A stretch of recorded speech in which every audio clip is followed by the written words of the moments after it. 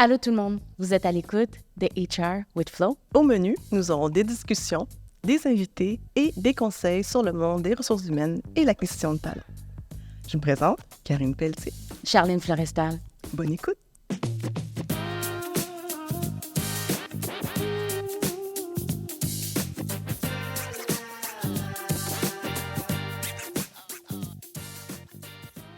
Allô Charline! Allô Karine. Allez, c'est à toi de demander de quoi parlons-nous aujourd'hui.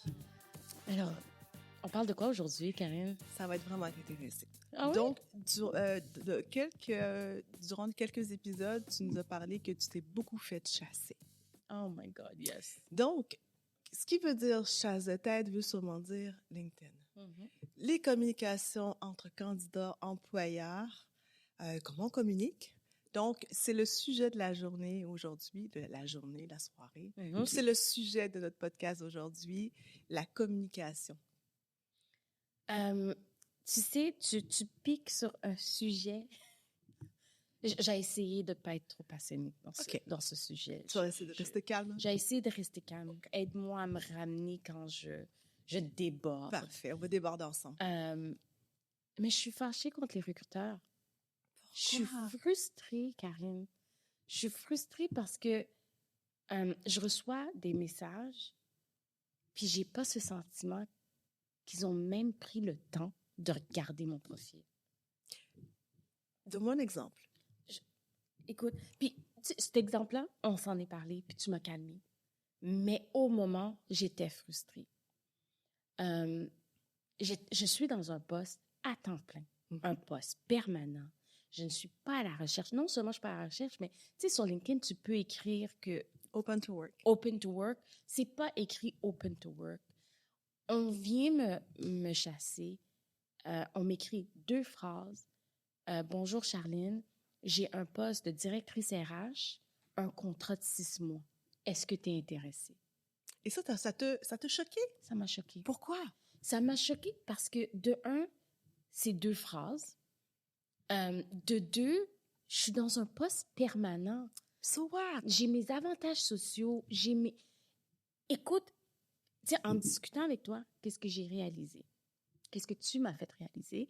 C'est que si j'aurais eu 2 phrases de plus de « je constate que tu es dans un poste à temps plein. Oui. Je sais que mes opportunités de t'avoir sont limitées. Oui. Mais je veux prendre la chance. Juste discuter. Je veux prendre la chance. Tout est dans l'approche, de la conversation, du courriel, du texte.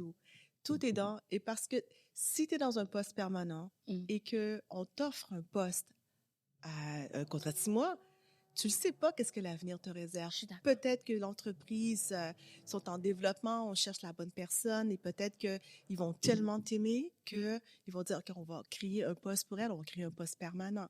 Donc, je pense que ce qui t'a choqué, c'est pas qu'on t'offre un poste de contrat de 6 mois, c'est l'approche. Et malheureusement, l'approche, de plus en plus, les gens sont paresseux. Les recruteurs sont paresseux.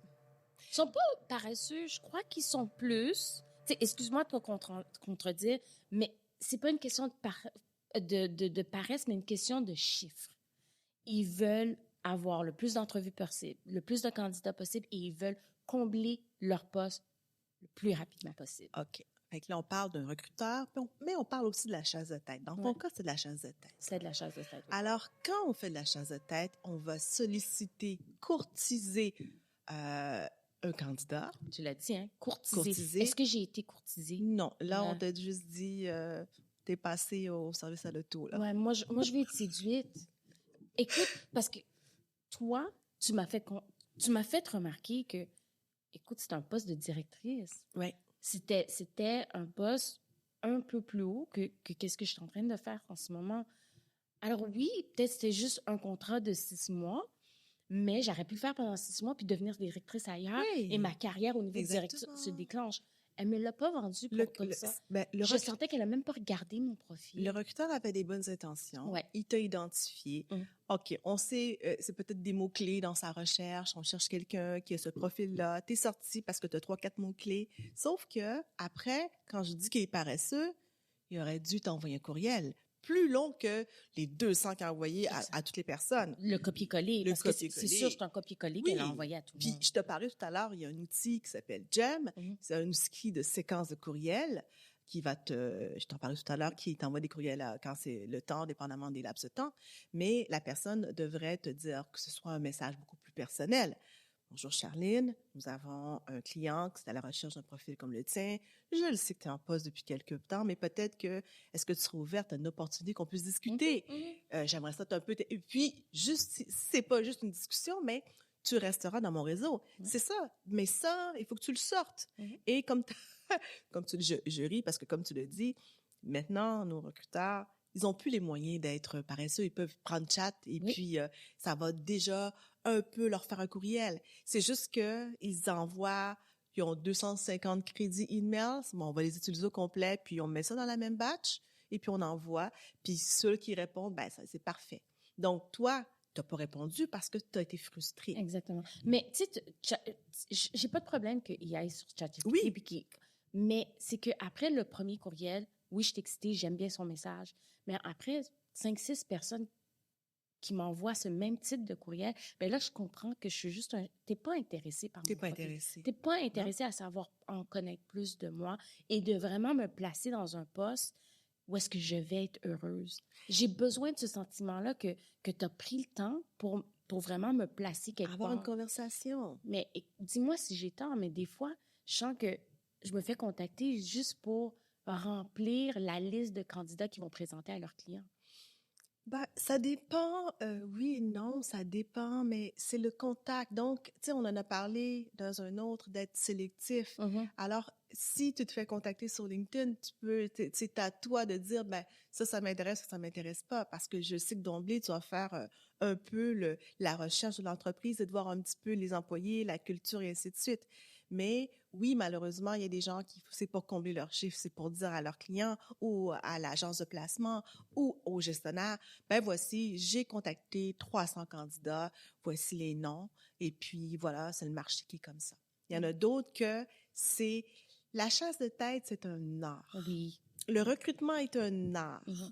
Et c'est un art c'est un art qui me fait vibrer. Je trouve que je fais un des plus beaux métiers de donner l'occasion à quelqu'un de s'exprimer pour avoir la chance de prétendre à un poste et que la personne, pour qu'elle soit l'important, heureux. Donc, c'est pour ça que la communication.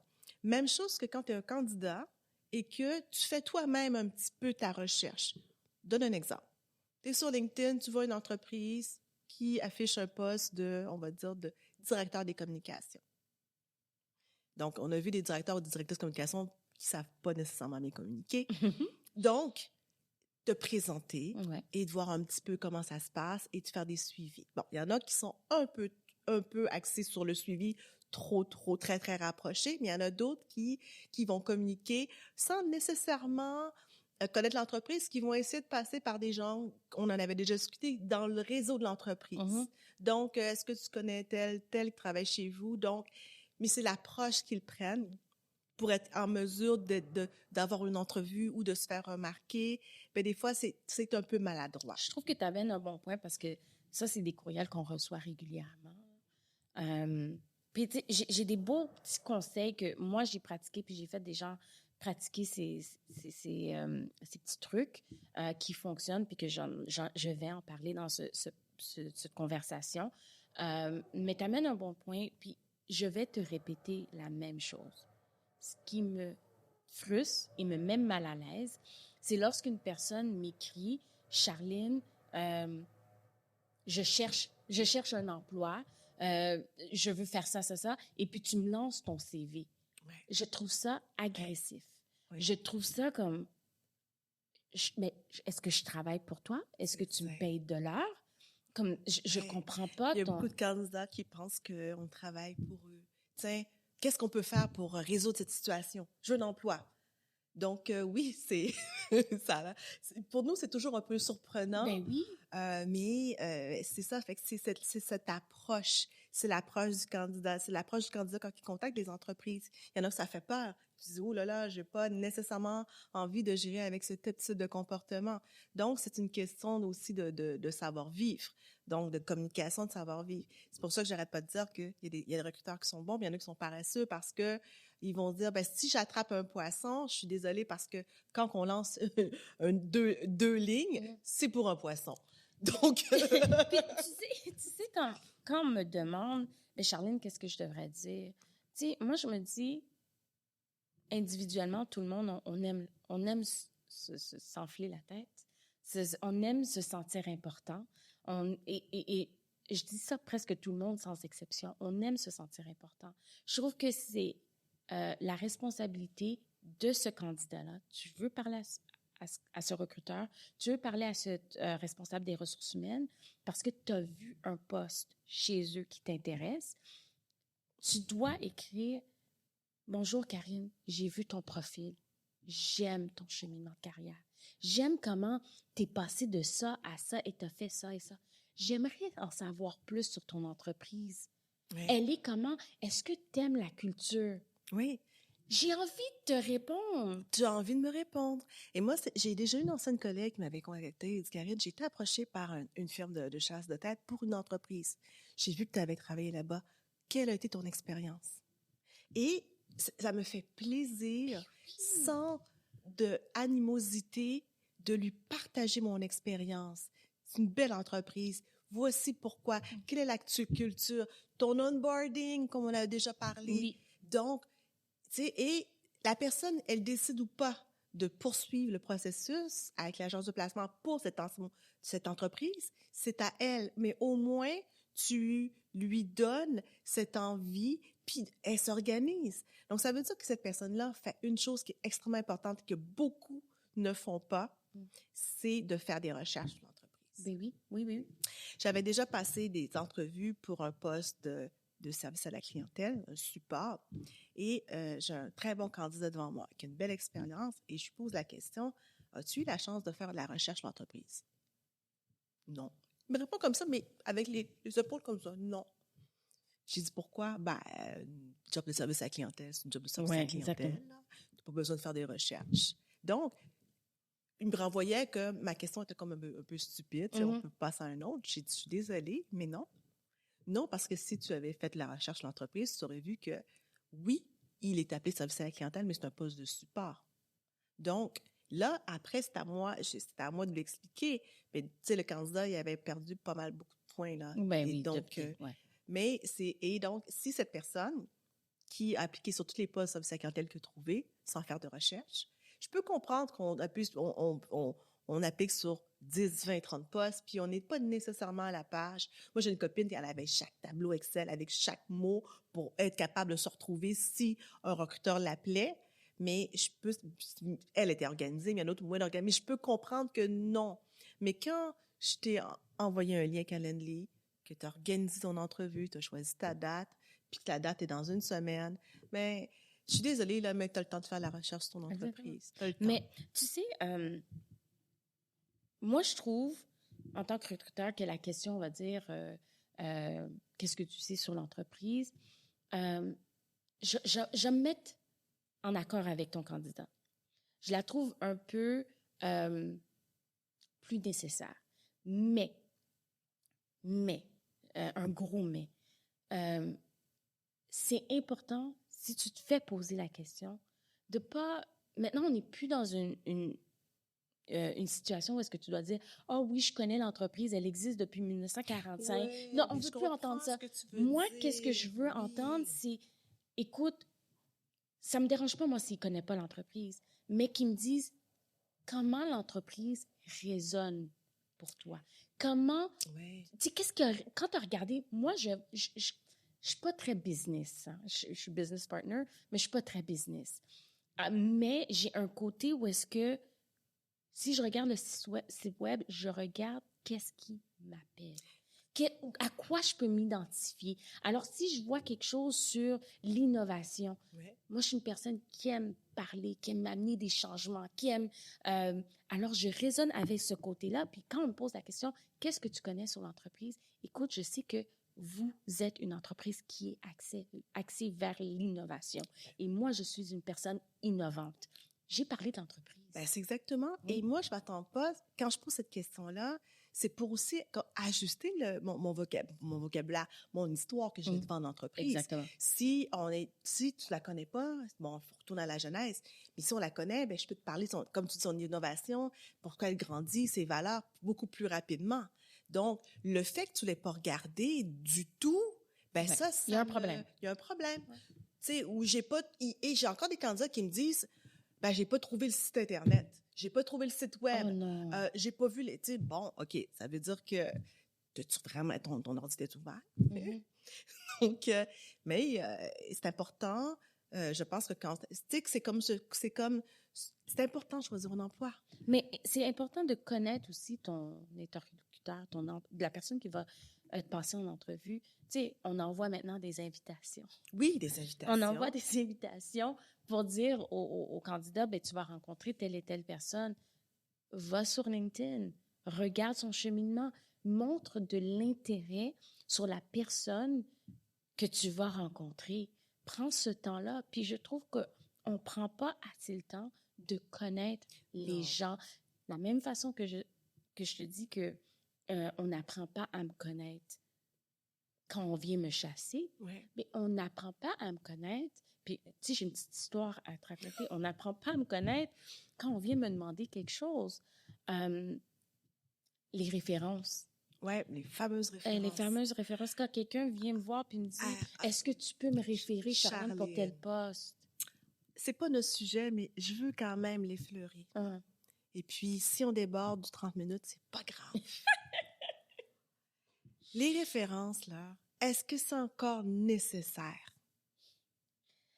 OK. Ça, c'est un autre référence. Je le sais. Mais je vois de quoi tu parles. Il faut parler à notre technicien. Bon, mais les fameuses références, lorsque on applique quelque part et puis on est retenu, selon moi, ne sont plus nécessaires parce qu'elles ne sont plus appelées des références. Maintenant, c'est la confirmation. On appelle la confirmation d'emploi. Alors, maintenant, j'appelle un employeur et je lui dis, est-ce que telle personne a travaillé pour vous? De quelle date à quelle date? Et la question que je peux poser, qui peut être répondue, est, est-ce que vous réembaucheriez cette personne-là? Est-ce que c'est quelqu'un que vous... Ça devrait s'arrêter là. Ça va s'arrêter. C'est pas devrait, ça va arrêter là. Pourquoi? Parce qu'il y a trop... Puis, j'ai une histoire pour toi. Elle est juteuse. J'ai pas dit à mon ami que j'allais en parler. OK. On va voir si je suis encore en vie après ça. Une amie à moi a donné une de ses anciennes directrices comme référence. Ouais. Elle a appelé sa directrice, elle a dit, écoute, je t'ai donné comme référence pour tel job. Et puis sa directrice était comme, oui, bonne idée. Enthousiasme. Super enthousiaste. Tu sais que je te boostais, etc. Elle était toute contente. Elle n'a pas la job. OK. Elle comprend pas. Elle se demande, mais non, où est-ce que ça m'a été? Parce qu'elle avait performé dans les entrevues. Oui, elle avait réussi. Elle était rendue à la fin du processus. Oui. Elle comprenait pas, puis à la fin, elle n'a pas eu la job. Elle n'a pas eu l'emploi. Elle décide de faire sa copine, qui est directrice à une autre entreprise, appeler cette directrice-là. Pour les références. Et lui dire, et demander des références pour elle. Son amie a dit, OK, je suis partante. Elle appelle la directrice. La directrice a complètement lapidé mon amie. Elle a dit que c'est une employée exécrable. Non, mais les termes étaient forts. Ah ouais, ils étaient forts et difficiles. Elle aurait pu la poursuivre. Hein? Je te dis, jusqu'à maintenant, je regrette qu'elle l'a pas poursuivi. Mais ça l'a tellement pris émotionnellement, elle n'arrivait pas à le croire parce qu'elle pensait qu'elle avait une bonne relation avec ce directeur. Et c'est pour cette raison-là qu'on ne donne plus de référence parce qu'on ne peut pas contrôler qu'est-ce que l'autre va dire. Il n'y a pas de contrôle, mais il y a des entreprises qui l'y tiennent encore. Mais les références, pour moi, c'est je vais donner ma cousine, je vais donner mon mari, je vais donner toutes mes collègues que j'adorais. Donc, après, on va pas donner une personne qui on avait un petit problème avec ou un gestionnaire qui nous aimait pas ou ça fonctionnait pas. Donc, mais moi, je donne le numéro du service des RH. ressources humaines, c'est tout. Le service, même pas une personne, juste les services des RH. Puis ça va, ils vont simplement confirmer mon emploi.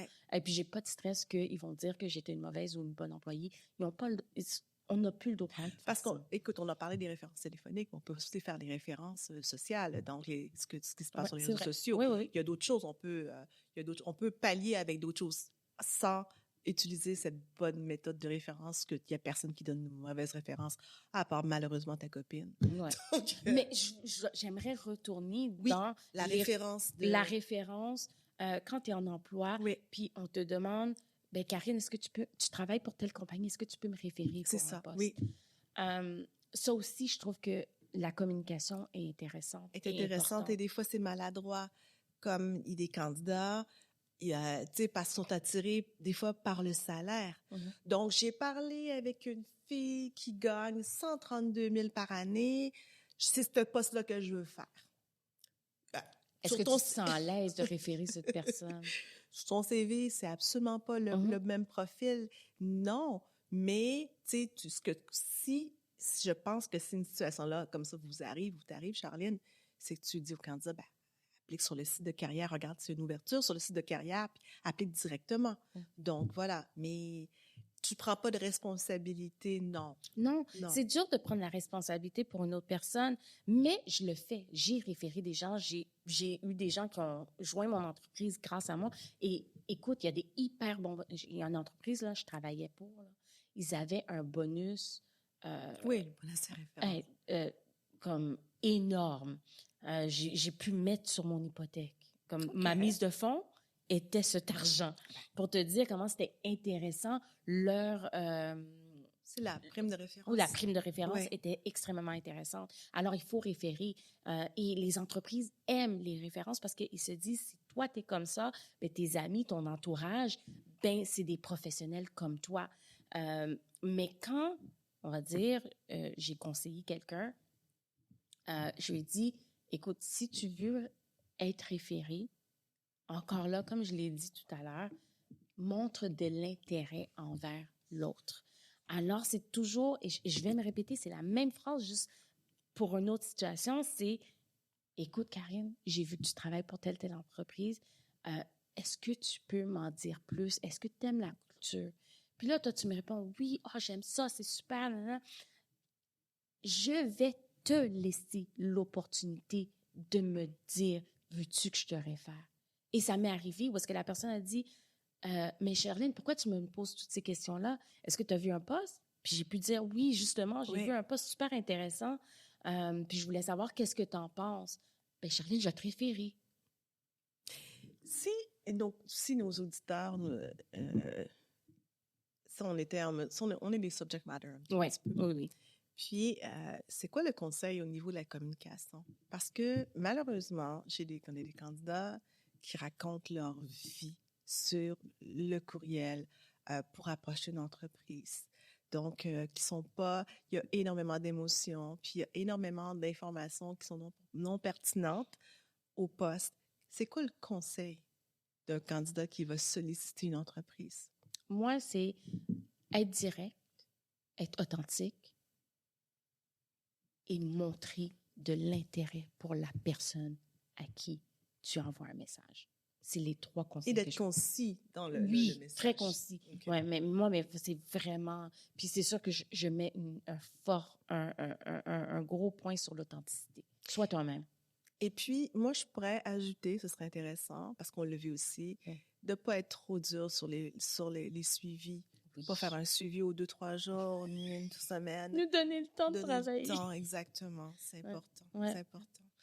Ben, écoute, Charline, moi aussi, j'ai eu une expérience avec la chasse de tête, avec LinkedIn. Je me suis fait approcher pour un poste, donc un poste pour travailler dans un entrepôt. Ça fait 2-3 semaines de ça. Donc, je me suis dit, OK, bon, mais tu ne le prends pas personnel, je trouve ça curieux. Mais le courriel, elle avait fait un gros courriel, par contre. C'était forcé. Mm-hmm. Donc, il y a plusieurs postes chez nous, entrepôt. Donc, est-ce que c'est possible qu'on Attends, puisse elle voulait discuter? que tu travailles dans l'entrepôt. Oui. Mais moi, je suis allée plus loin. Je me suis dit, ben, il y a peut-être un poste de gestionnaire d'acquisition de talent dans l'entrepôt. Mais non. Non. Alors, c'est pour ça que c'est important de ne pas envoyer des invitations parce que ça blesse aussi. Oui, ça blesse. Bon, ça ne m'a pas blessé, mais il y en a qui sont à la recherche d'un emploi, ils n'arrivent pas à trouver, ils n'arrivent pas à passer d'entrevue, ils sont approchés par un chasseur de tête sur LinkedIn comme ça pour un poste. Ben là, où est-ce qu'elle a vu que j'avais peut-être un intérêt pour placer des boîtes? C'est pas péjoratif, c'est juste que c'est important de respecter le candidat. Puis ça, je l'ai toujours dit. Exact. Nonobstant l'expérience que la personne a, d'où elle vient, c'est important de respecter. C'est pour ça que dans ces entrevues-là, quand on passe des entrevues, qu'on rencontre des gens, on va toujours un peu plus loin, poser des questions. C'est pour ça que mon candidat, qui, lui, il me disait, c'est un emploi du subsecrétaire comme tout le monde. Après, tu dis, bon, tu souris, puis tu dis, bon, voilà pourquoi, puis tu essaies de comprendre un peu sa logique. Ouais, c'est important dans nos communications de respecter les entreprises, de respecter le candidat, même pour les recruteurs ou pour les gestionnaires. Donc, voilà. Oui. Mais j'en ai tellement à dire, mais on a tellement peu de temps. Vraiment, c'était une belle conversation encore, Karine. Merci de discuter avec moi. Ça fait plaisir. Puis, c'est important de bien communiquer. Puis, c'est important d'avoir un message clair, concis pour qu'on vous appelle, que vous fassiez appeler par les entreprises, les agences, les recruteurs. Donc, voilà, c'est un bel échange.